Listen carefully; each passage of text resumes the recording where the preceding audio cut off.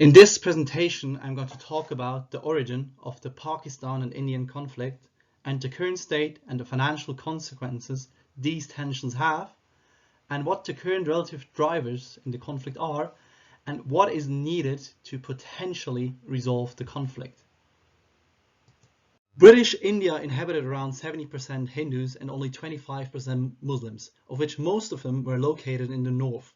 British officials decided to split the colony by religion with the so-called Radcliffe Line. This forced millions of Hindus and Muslims to relocate as regions such as Punjab and Bengal inhabited near equal parts of each ethnicity. Kashmir was one of more than 550 princely states within colonial India and could decide to join either nations or stay independent. It was then ruled by Maharaja Hari Singh, a Hindu which wanted independence unlike other princely states. He signed a standstill agreement to continue trade and travel with Pakistan. The mass migration led to violence between Muslims and Hindus. Hundreds of thousands were killed. Additionally, both claimed ownership over Kashmir. Pakistani tribesmen invaded Kashmir. Then the Maharaja fled to India and asked for military assistance. War was the result. The front solidified gradually. Ultimately, a formal ceasefire was declared in 1949. In 1965, Pakistan initiated Operation Gibraltar, then infiltrated forces into Jammu and Kashmir to precipitate an insurgency against Indian rule and caused the Second Kashmir War. It was the largest engagement of armored vehicles since the Second World War. It was ultimately set up by diplomatic intervention by the Soviet Union and the US. 1971 Indo-Pakistani War.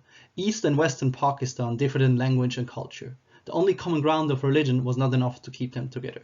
The rise of Bengali nationalists led to independence of East Pakistan, now Bangladesh. The Bengali were supported by India and they managed to defeat West Pakistan. In between 1974 and 1998, the two countries each started their own nuclear programs and did testing near the borders to each other to provoke each other. Further issues in the Kashmir region also emerged, as well as a new problem, the rise of several new radical Islamic groups in Pakistan.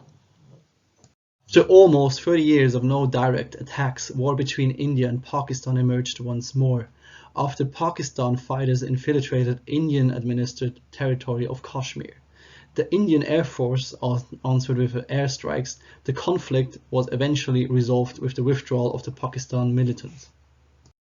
The rise of terrorism, the conflict has changed as well. There have not been any direct confrontations between the militaries of India and Pakistan, but several attacks within Pakistan itself and against India by Pakistani terror groups. These ongoing attacks keep the relationship between the two countries under tension. These tensions were further increased in 2019 by the unexpected revocation of Article 370 by India, which granted the Indian-administered Kashmir autonomy. The rights of an own constitution, own flags, freedom to make laws, and a lot of more things were scrapped. Now to the economical part. In February 2019, a suicide bombing in Kashmir's Pulwama took place. This resulted in India raising customs duty on import of all Pakistani goods by over 200%. This had great impact on Pakistani traders dealing in fresh fruits, cement and cotton. Export to India almost came to a halt. Due to the complicated nature of the relationship between India and Pakistan, the bilateral trade only accounts for around $2.4 billion instead of potential $37 billion. Smuggling is estimated to cause around $5 billion in damages, and the trade through third party is estimated to be around $5 to $10 billion. Indian manufactured goods form the biggest chunk of Dubai's re-exports. This re-export was worth around $14 billion in 2010, and it's believed that the bulk of these re-exports is destined to Pakistan.